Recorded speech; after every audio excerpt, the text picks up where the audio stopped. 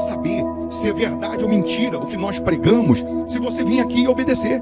Por isso eu sempre digo que se você vir e obedecer e a sua vida não mudar, eu como a Bíblia, eu rasgo a Bíblia e vou servir o diabo, é isso mesmo. Porque a minha inteligência se recusa a aceitar, crer numa palavra que fica só no papel. Ora, se está escrito, tem que se cumprir. E Deus está lhe buscando, lhe chamando para mudar a sua história. Não é para você mudar de religião, não. De placa de igreja, não. O nosso Deus é muito maior que placa de igreja, que religião. O nosso Deus quer que você mude de vida, de história, de condição. E para isso, só depende de uma atitude sua. Deus nunca vai fazer o que você tem que fazer. O vir, o se tornar para Ele, o buscar esse Deus é contigo. Fazendo a sua parte, Ele fará a dele.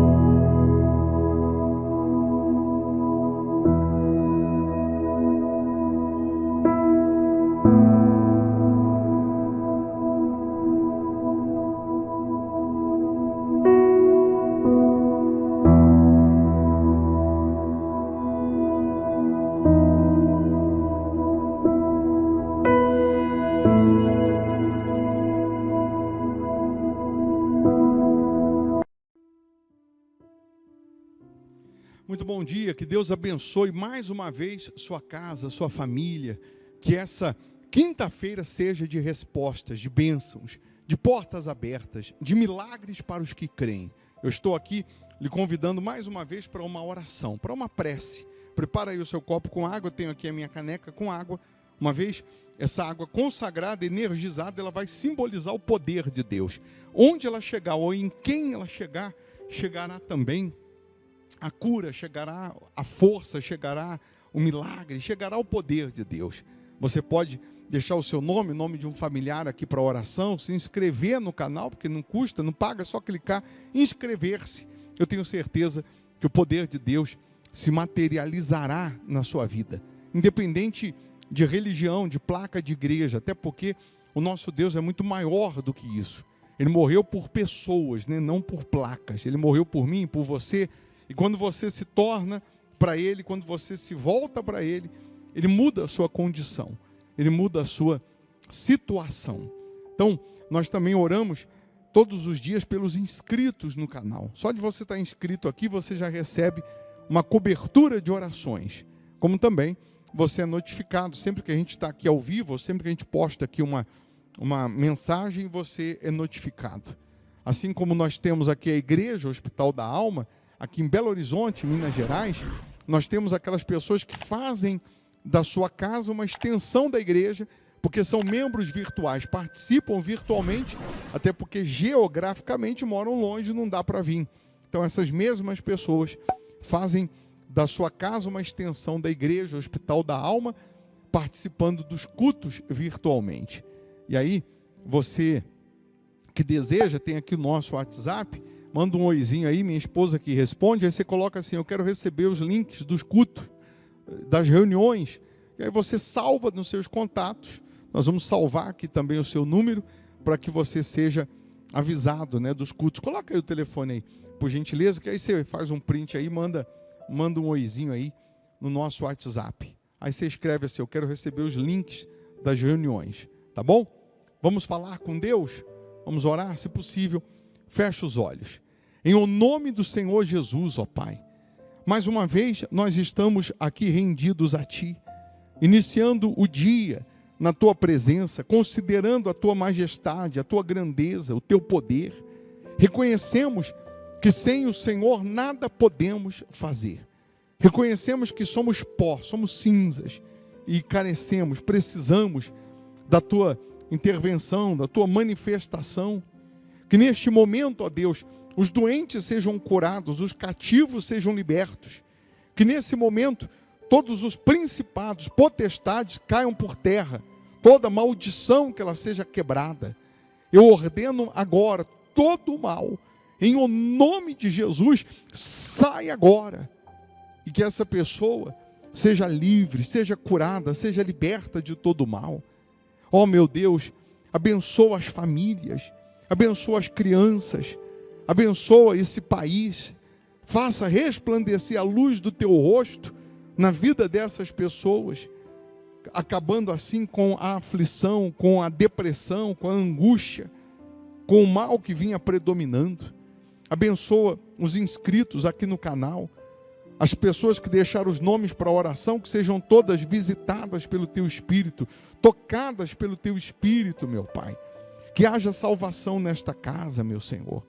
Nós entregamos tudo nas Tuas mãos. Que a água seja consagrada e ao beberem dela, que recebam saúde física, saúde espiritual. Que esse dia seja uma bênção, seja de portas abertas, seja de novidades, de vitórias para os que creem. É o que nós determinamos, em nome do Pai, do Filho e do Espírito Santo. E aí onde você está, se possível, respire fundo e receba a paz. E quem crê, diga amém e graças a Deus. Amém?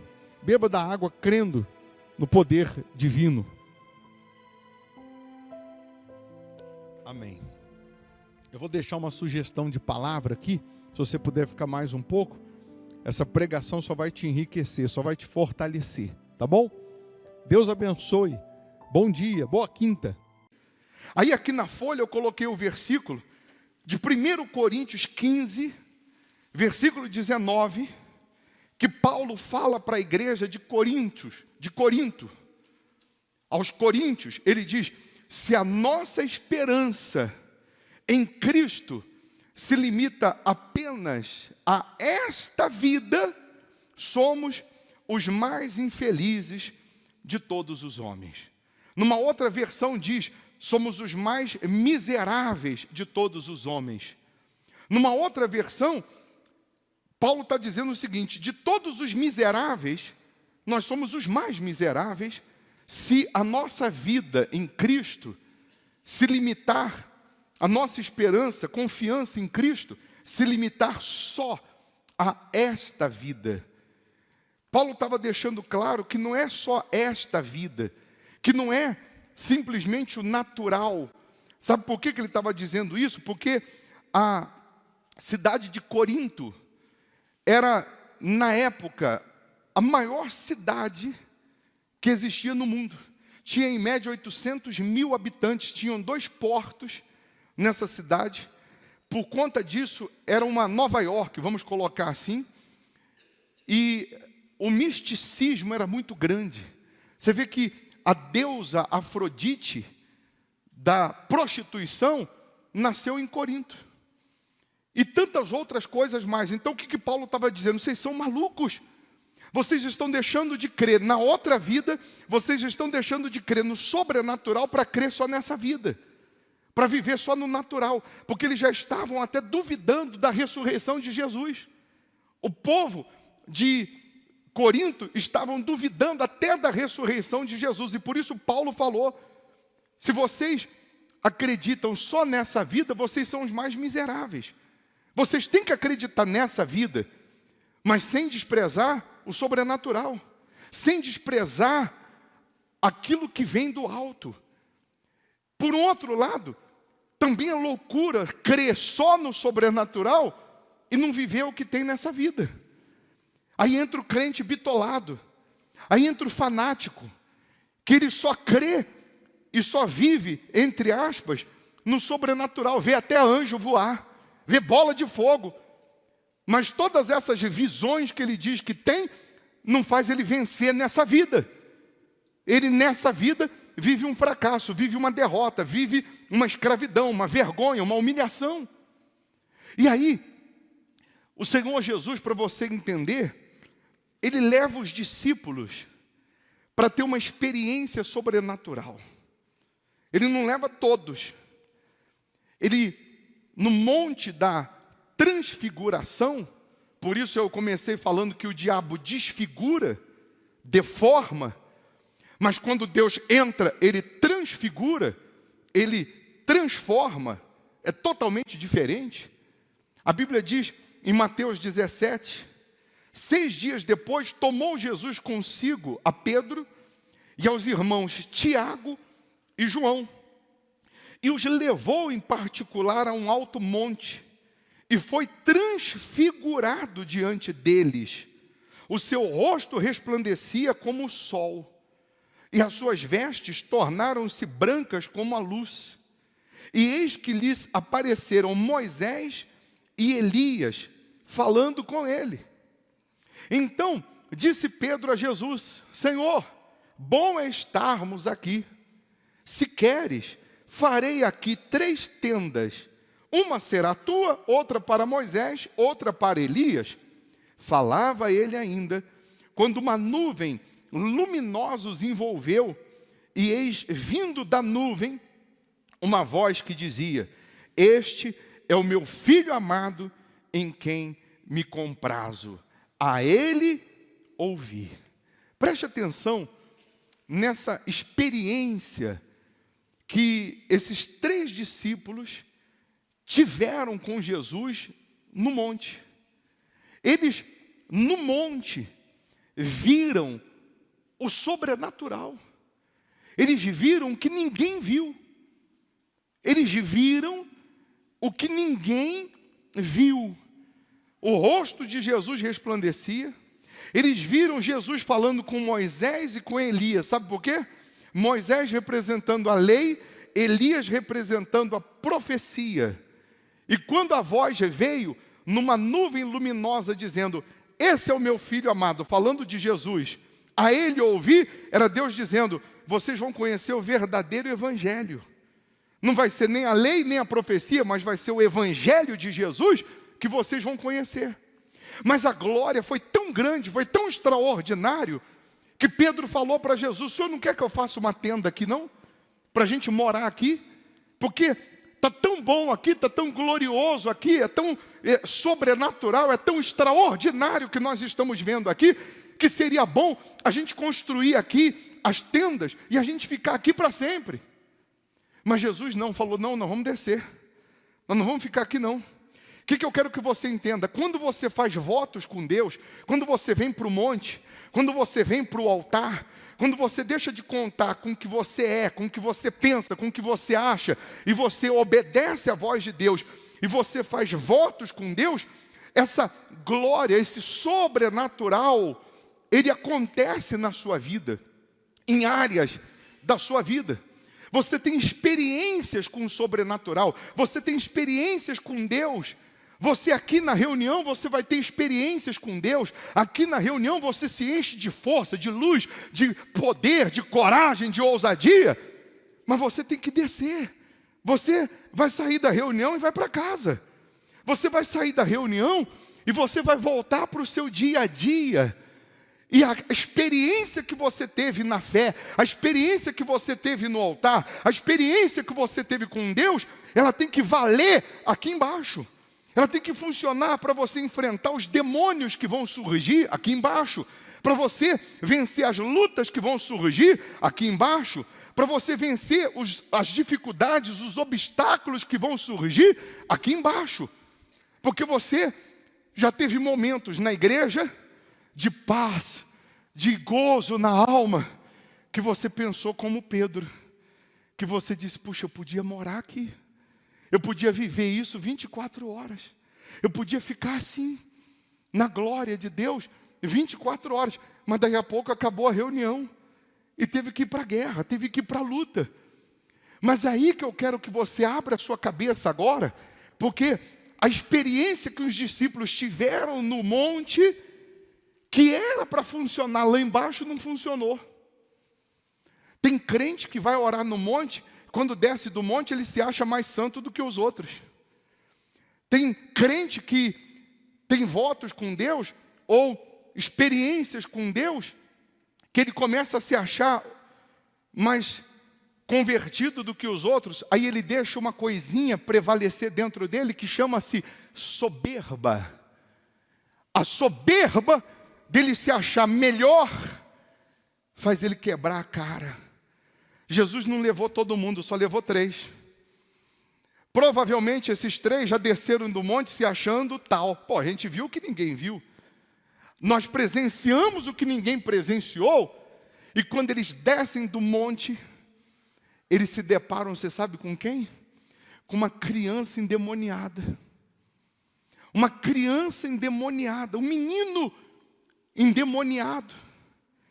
E o pai do menino que estava endemoniado levou para esses 3 discípulos que desceram cheio da glória, cheio da visão do poder de Deus, e eles, provavelmente, cheios de si, pensaram assim: eu vou soprar, esse demônio vai sair, fica vendo. Cheio de soberba. E a Bíblia diz que o pai do menino falou para Jesus assim: Senhor, o diabo pega o meu filho, joga no fogo, joga na água. Eu levei para os teus discípulos e eles não puderam expulsar o demônio. Me ajuda. Os mesmos 3 que tiveram experiência no monte. Quando o pai do menino disse para Jesus: eu levei o meu filho endemoniado e os seus discípulos não expulsaram, Jesus disse assim: ó geração incrédula e perversa, até quando vos sofrereis? Jesus estava dizendo para os discípulos: a experiência que vocês acabaram de ter no monte, a glória que vocês viram no monte, que era para dar condições de vocês vencerem os demônios aqui embaixo, vocês não vencem. Você sabe por quê? Porque para você vencer os seus demônios exteriores, primeiro você tem que vencer os demônios de dentro. Primeiro você tem que vencer o seu eu de dentro. Tem gente que é tanto cheio de, por isso que chama egoísmo, ela é tão cheia de si, eu tenho tanto eu dentro de mim que não cabe mais nada, que não cabe mais ninguém. Ela quer se achar melhor, e provavelmente foi isso que aconteceu com esses discípulos. Pela sua soberba, um demônio de uma criança envergonhou eles. Um demônio de uma criança eles não conseguiram expulsar. Porque para eu vencer do coração para fora, primeiro eu tenho que vencer do coração para dentro. Primeiro eu tenho que vencer o meu eu tenho que vencer o meu ego, eu tenho que vencer os meus achismos. Primeiro eu tenho que vencer o orgulho, eu tenho que vencer os meus eus de dentro, para que eu possa vencer do lado de fora. Você já viu muito crente, muito evangélico dizendo assim: meu Deus, na oração dizendo: meu Deus, tira esse desejo que eu tenho, que é ilícito, que é errado, tira isso de mim. Sabe o que ele está falando para Deus? Eu não quero ter trabalho. Quando você se converte, homem, você continua tendo desejo por mulher. Mas Deus não tira o desejo, não. Deus aumenta a sua força para você resistir ao desejo. Mas tem muitos que não querem ter trabalho. Não quer ter trabalho de lutar com os demônios aqui embaixo. Não quer ter trabalho de lutar com as perseguições aqui embaixo, com as dificuldades aqui embaixo. Aí Deus estava dizendo para ele: ó geração incrédula, perversa, até quando eu vou estar com vocês? Até quando vocês vão ver a glória, vão ver o poder, vão ver o sobrenatural e não vão crer, e não vão confiar? Aí Jesus, nessa passagem, ele diz que está aí a cura do jovem possesso. Aproximando-se Jesus, perguntaram-lhe em particular: por que motivo não podemos nós expulsá-lo? E ele lhes respondeu: por causa da pequenez da vossa fé. Pois em verdade vos digo que se tiverdes fé como um grão de mostarda, direis a este monte: passa daqui para acolá, e ele passará, nada vos será impossível. Aí eu coloquei na folha um pontinho lá em cima, que tem uma seta. Não tem uma seta, tem um pontinho? Que um grãozinho de mostarda parece isso aí. É aproximadamente esse tamanhozinho aí, um grãozinho de mostarda. A sua fé é maior que um grão de mostarda, mas ela vai trazer o impossível se ela não estiver acompanhada de dúvida, se ela estiver acompanhada de fé, se ela estiver acompanhada de certeza, de obediência. Nada vos será impossível. O que está sendo impossível hoje para você? Pega aí uma caneta, escreva atrás dessa folha o que está sendo impossível hoje na sua vida.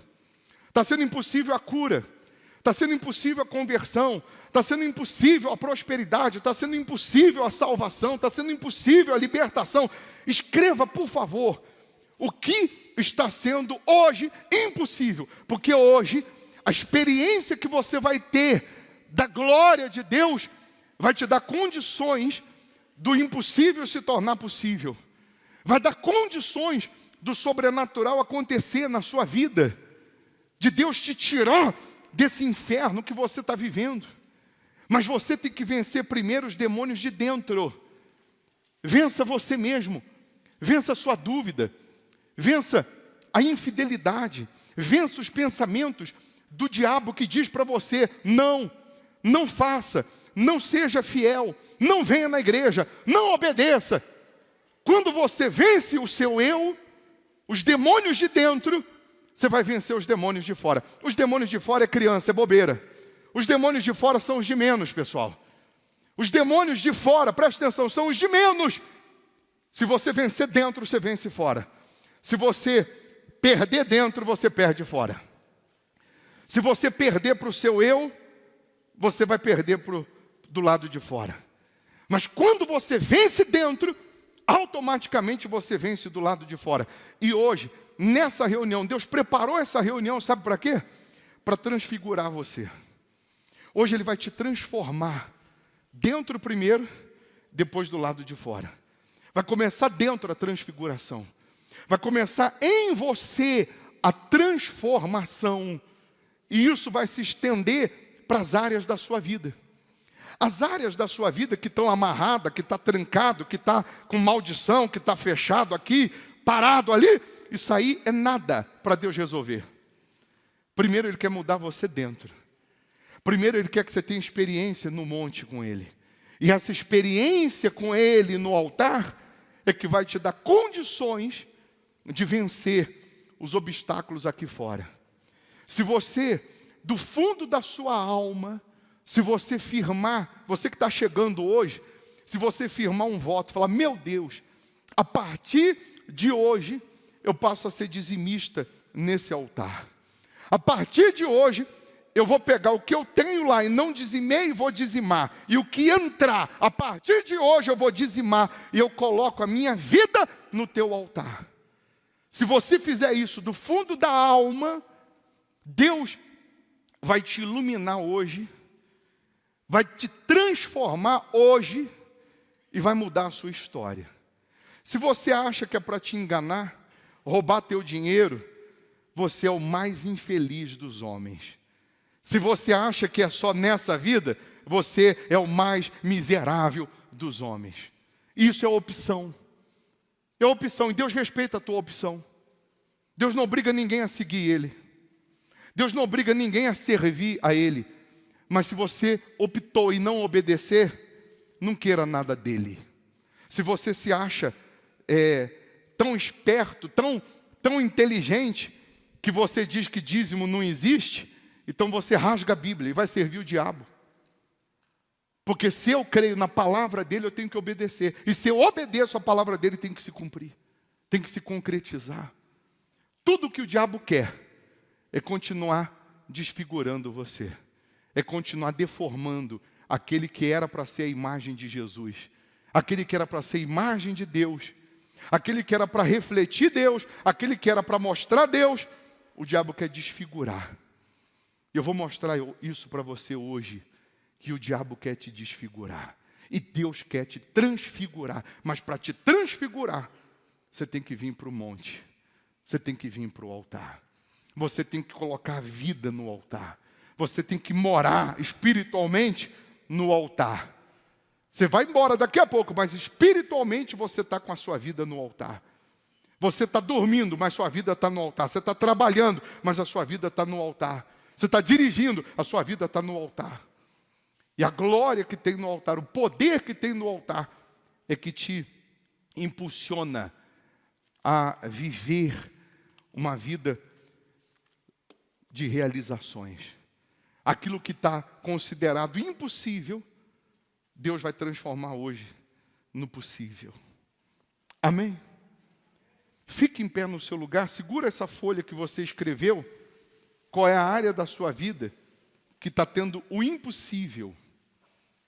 E se você já tem um voto de ser dizimista nesse altar, se você já tem esse voto de obedecer, de ser fiel, você vai renovar, vai falar: meu Deus, eu continuo sendo fiel, eu continuo obedecendo, eu continuo te servindo.